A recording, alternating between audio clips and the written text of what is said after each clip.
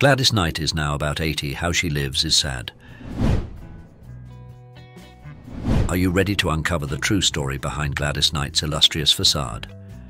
Known as a monumental figure among Motown's female soul artists in the late 60s and early 70s, Gladys Knight's voice captivated millions. With the success of Gladys Knight and the Pips, her familial ensemble from Atlanta, she became an icon. Yet behind the curtains of her celebrated career lies a reality far from the glamour and spotlights. Gladys Knight, the Empress of Soul, navigated through life's unyielding challenges, including the heartache of multiple failed marriages. Today we take you behind the scenes to explore the depths of Gladys Knight's world. It's not as rosy as you might think. Having spent almost 80 years battling personal and professional storms, her journey is a testament to her resilience. Some stories will shock you. Join us as we delve into the complexities and tribulations that have marked the life of this legendary artist. Are you curious about Gladys Knight's early days?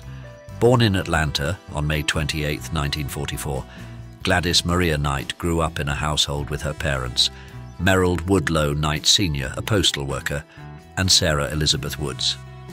She shared her childhood with siblings like Brenda and Merrill Bubba Knight Jr., but also endured the loss of another brother, David Billy Knight.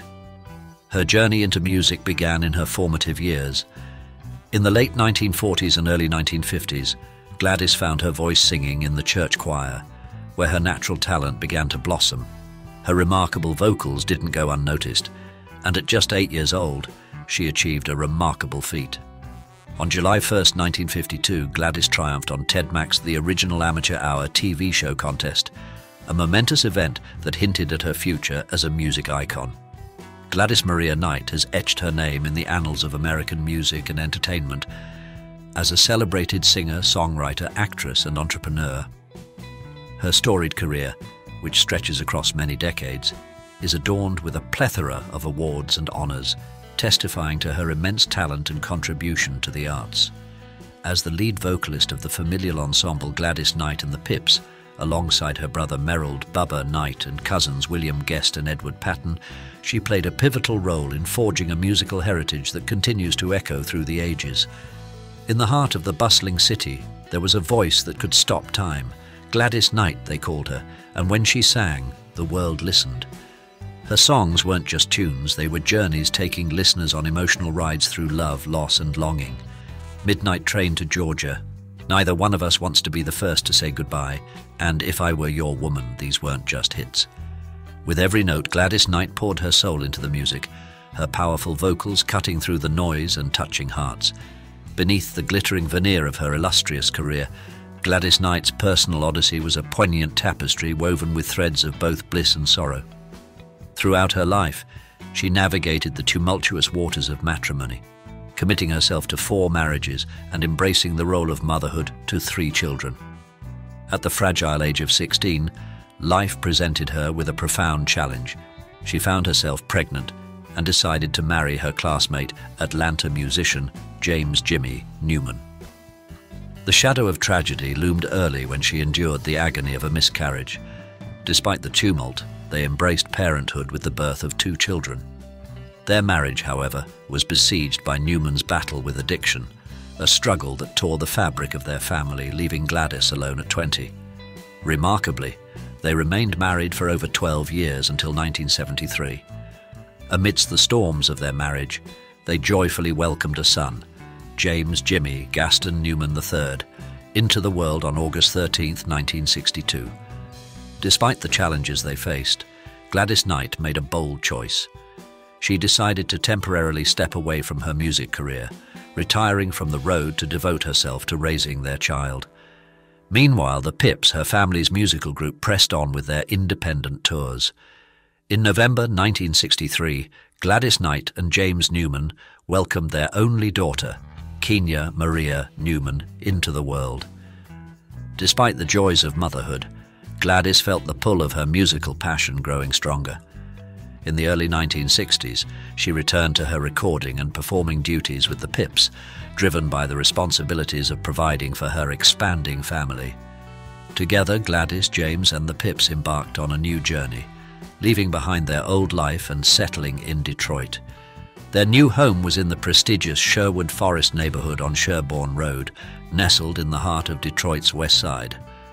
But Gladys was not one to forget about education, ensuring her children received the best by residing on Lowell Avenue and sending them to a Catholic grade school. As their marital challenges lingered, Gladys Knight and James Newman faced a prolonged separation lasting 7 years. Eventually, in 1973, Gladys made the tough call to divorce James. Sadly, tragedy struck a few years later when James passed away, bringing closure to a tumultuous chapter in Gladys's personal journey. In 1974, following the trials of her previous marriage, Gladys Knight discovered love anew and tied the knot with Barry Hankerson in Detroit. Barry, the mastermind behind Blackground Records, later signed his talented niece R&B singer Alia to the label. Together, Gladys and Barry welcomed their son, Shanga Ali Hankerson, into the world on August 1, 1976. However, their marital bliss was short-lived, as their relationship encountered its own share of challenges. By 1977, the couple made the decision to move to Atlanta, while Gladys's musical group, the Pips, remained in Detroit. Unfortunately, their marriage hit rocky shores, leading to its dissolution in 1979. The separation sparked a bitter custody battle over their son, adding another layer of complexity to Gladys's personal struggles. Tragedy struck yet again in 1979 when Shanga Ali Hankerson was kidnapped. Distraught and determined, Gladys spared no expense in her relentless quest to find her son, pouring over $1 million into the search. Amidst the roller coaster of her personal life, Gladys Knight entered into another marriage in 1995, this time with motivational speaker Les Brown.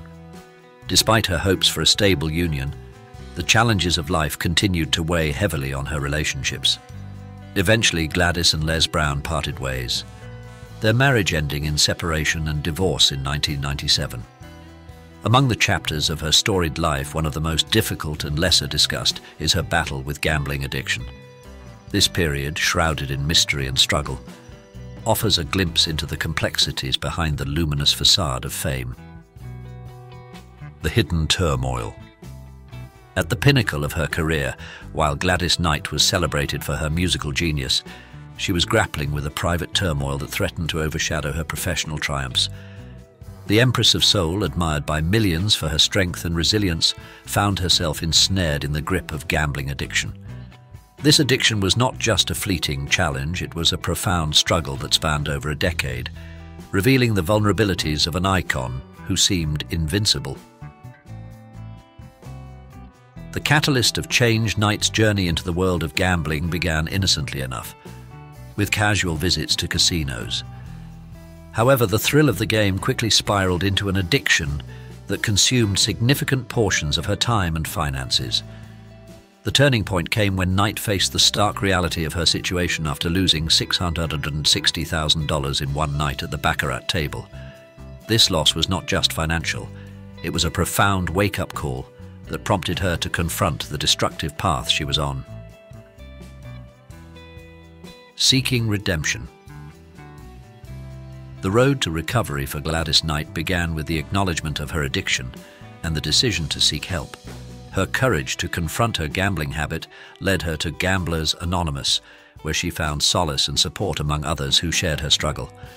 This step towards recovery was more than just an attempt to regain control over her finances. It was a quest for inner peace and a reclamation of her autonomy. A soulful quest for meaning. The spiritual odyssey of Gladys Knight began long before she reached the pinnacle of her music career. Raised in a Baptist household, spirituality always played a significant role in her life. However, it was her conversion to the Church of Jesus Christ of Latter-day Saints, LDS, in 1997 that marked a pivotal turn in her spiritual journey. This profound shift came after decades of soul-searching and personal evolution, reflecting her desire for a deeper connection with her faith. The Mormon faith and a new chapter, Knight's conversion to Mormonism, was influenced by her son and daughter, who preceded her in joining the LDS Church. This decision was more than a change of denomination. It was a heartfelt commitment to a community that she felt drawn to because of its emphasis on family, a core value that Knight held dear. Her baptism into the LDS Church was a moment of rebirth, symbolizing a new phase of spiritual fulfillment and personal peace. During a crucial phase of her career, Gladys Knight's son, Jimmy Newman, played a pivotal role in managing her affairs through his company, Newman Management, Inc. However, tragedy struck when Jimmy Newman passed away from heart failure on July 10, 1999, at the tender age of 36. His sudden departure left an indelible mark on the family. Jimmy was survived by his wife Micheline and their children, including daughters Nastasia and Gabrielle and sons Ron, Stefan and Sterling. This loss plunged Gladys Knight and her family into a period of deep emotional turmoil. In 2001, Gladys Knight embarked on a new chapter in her personal life by marrying William McDowell. Their union brought together their families, forming a large and tightly knit network. Together, Gladys and William cherished 17 grandchildren and 10 great-grandchildren, fostering a vibrant family bond. They settled in Fairview, North Carolina, where they made a meaningful connection to the community by acquiring the former Reynolds High School in Asheville.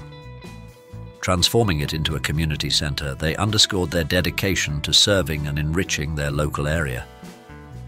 Throughout her illustrious career, Gladys Knight continued to push the boundaries of her music. In 2013, she lent her voice to "You and I Ain't Nothing No More," a track penned and produced by Lenny Kravitz, for the soundtrack of Lee Daniels' film The Butler. This song joined the movie's soundtrack, featuring classic tunes from various artists, with hopes for an Academy Award nomination in the Best Song category. The following year, in 2014, her album Where My Heart Belongs achieved a significant milestone by becoming her 30th top 40 R&B album, counting both her solo work and collaborations with Gladys Knight and the Pips. In an interview during that period, Gladys shared her aspirations for women in the music and entertainment industry, advocating for dignity and self-respect. She emphasized her commitment to dressing modestly for her audiences, urging others to do the same. What else can we say, other than she's an icon? What did Knight have to say about the world, outside of her lovely music? What are her thoughts on life, love, her craft, and much more? Let's dive into the 10 best Gladys Knight quotes. Nobody has a perfect anything. We don't have perfect lives. We're not perfect beings. Believe me when I say this. You can't please everyone in concert, even though I still want to. Someone always wants you to sing a song that isn't necessarily on your set list. Love is what makes the world go around. I know it's a big cliché to use, but it is the absolute truth. There is nothing else like it. I know that is what everybody is striving to feel, in relationships, in brother and sisterhood, and in all of the things that we aspire to have in our lives. I don't regret any decisions I've made in my life. I know those challenges that come up from time to time in life are our little learning tools, our little stepping stones. If we didn't have those things in our life, how would we learn anything? We would just be walking around like nothing. We need those obstacles in our life because I know one thing: I'm a much better person for them.